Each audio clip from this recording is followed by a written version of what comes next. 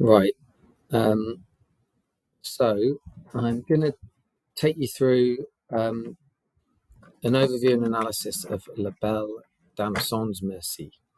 Um, the poem essentially revolves around a medieval knight's account of an afternoon with some kind of fairy woman, sort of otherworldly, supernatural female entity who is La Belle Dame Sans Merci, the beautiful lady with no mercy.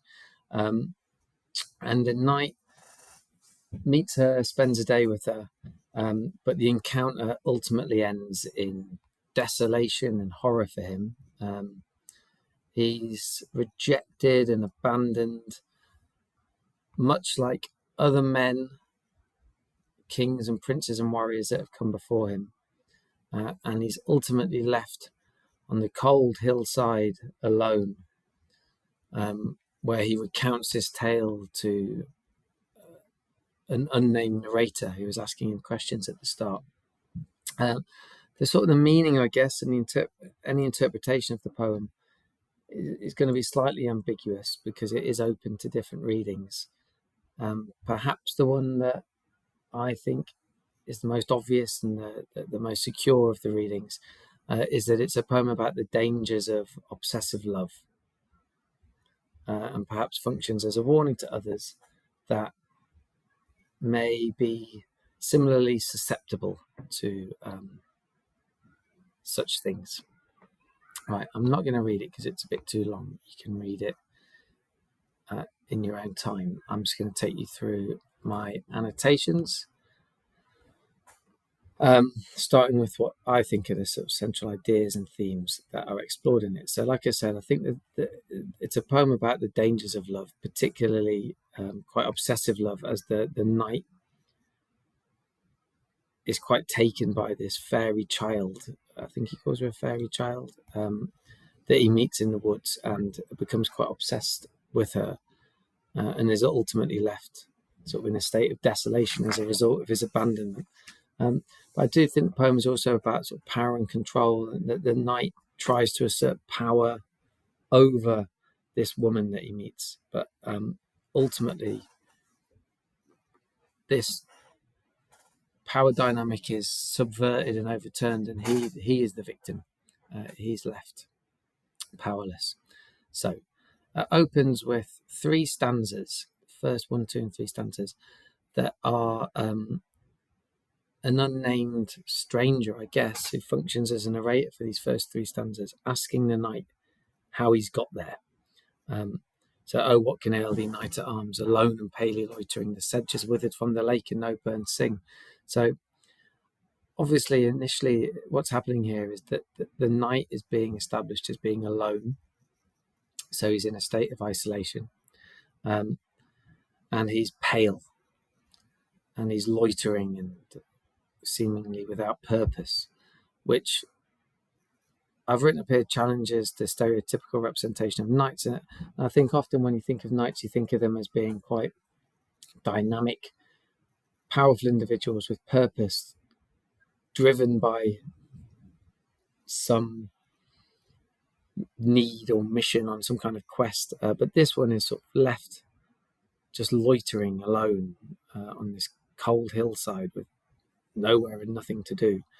And so he's been left stranded and rooted to the spot. So it's kind of an inversion of what you'd expect from a knight. The fact he's pale is significant because paleness is something that is returned to throughout the poem. So he's described as being pale in his loitering.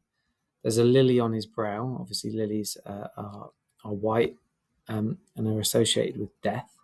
And then later on in the poem, towards the end, he speaks to other people like him that have been badly treated by La Belle Dame Sans Merci, and they too are all pale. And again, we're reminded at the very end that he's pale. Paleness, I think, in the poem is being connected with death and illness, and perhaps as a suggestion that the knight has undergone some kind of death. So after his relationship with this woman, this La Belle, she's left him sort of in a state of death, I guess, metaphorically perhaps, or literally, I don't really know. The setting at the start is important. It's autumn. We're told that the sedge, so the long grasses that grow in lakes, that's withered,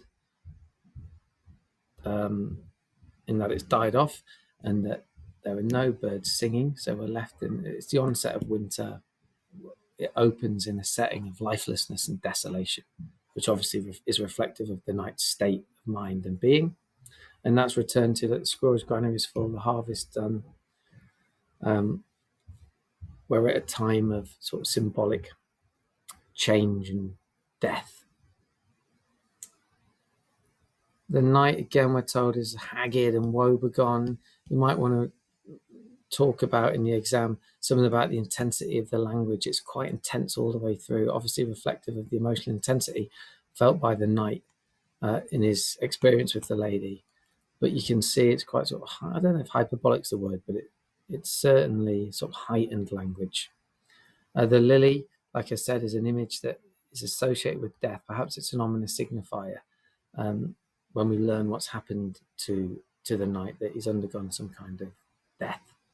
And he's obviously in a state of sickness, anguish moist, fever dew. I think it's interesting to talk about the sounds of the words in anguish and moist. They sort of reflect the state he's in.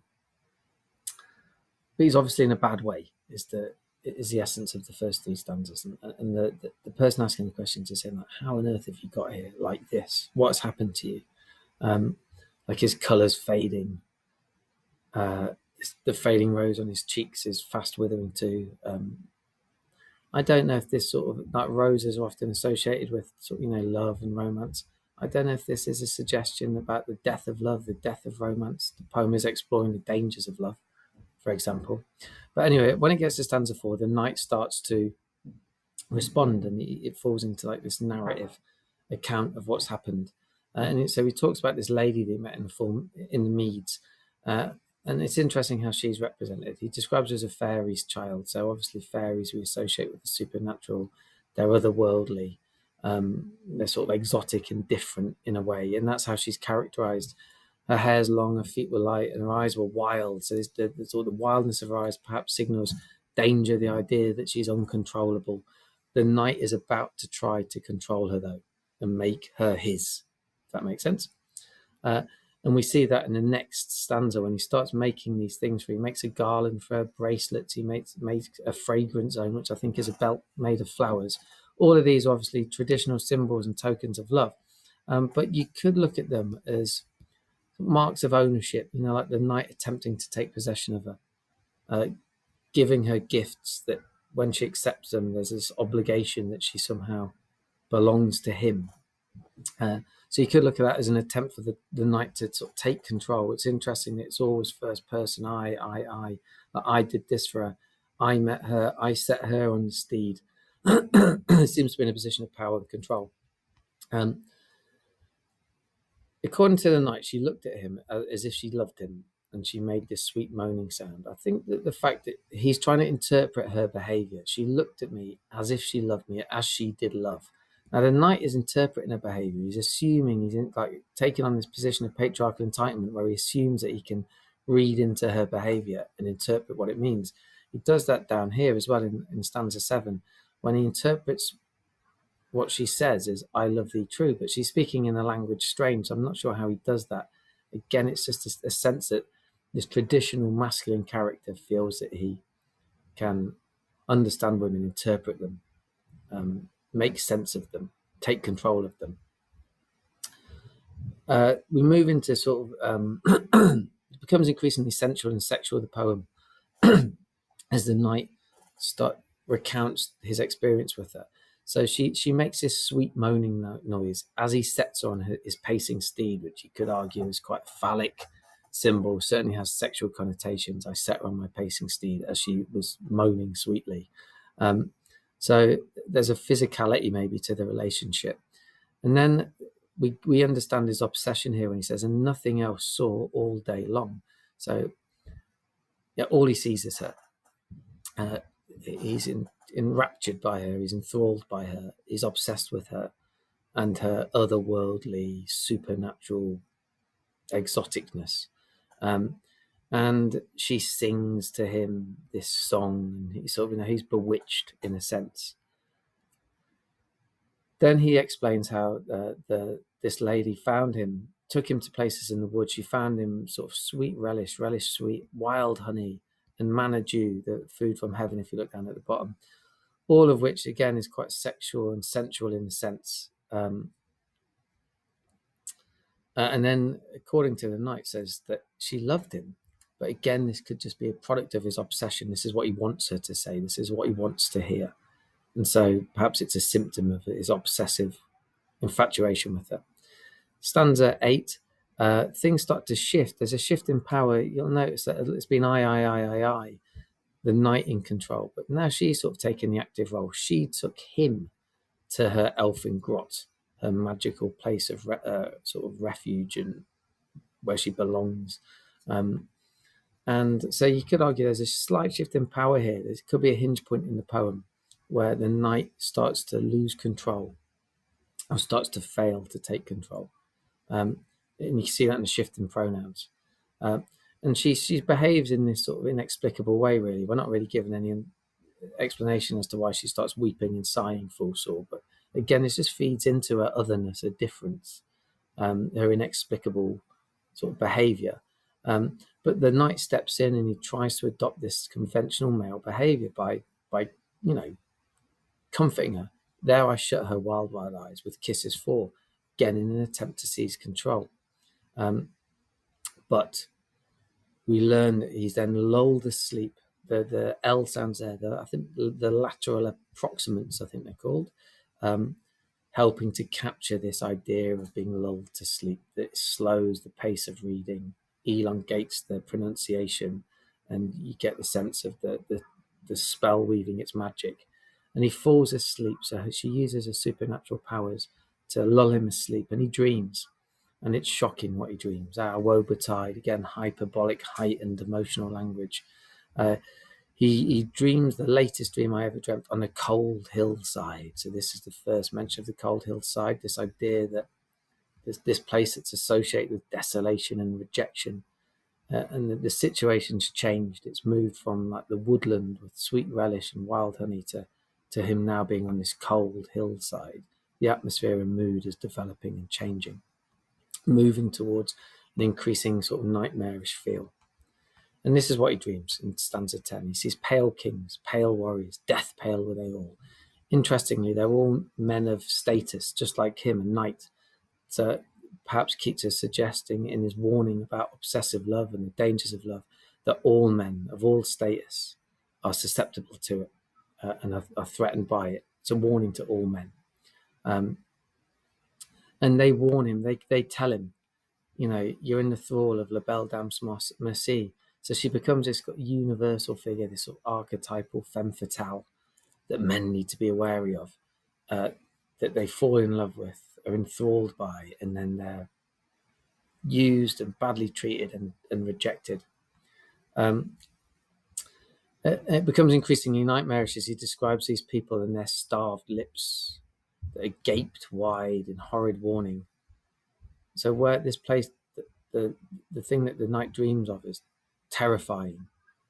And then he wakes in this state of abandoned isolation on the cold hillside, repeated from stanza 9 for emphasis.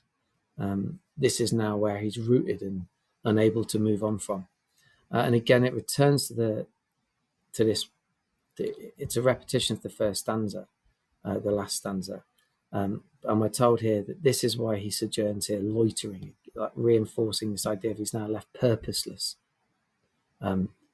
unlike what you'd expect of a knight, like I mentioned earlier, and pale and alone. And again, we're reminded that we're in this sort of deathly place, this place of lifelessness, when nature is, left and it's bleak and barren. And so the poem has this cyclical structure to it, perhaps suggesting that the knight is trapped and rooted on the spot and in some way dead, emotionally, spiritually, I don't know. Again, it's open to interpretation. There's an ambiguity to it. But what we can be sure of is that this experience with this fairy child has left the knight in a state of nightmarish desolation.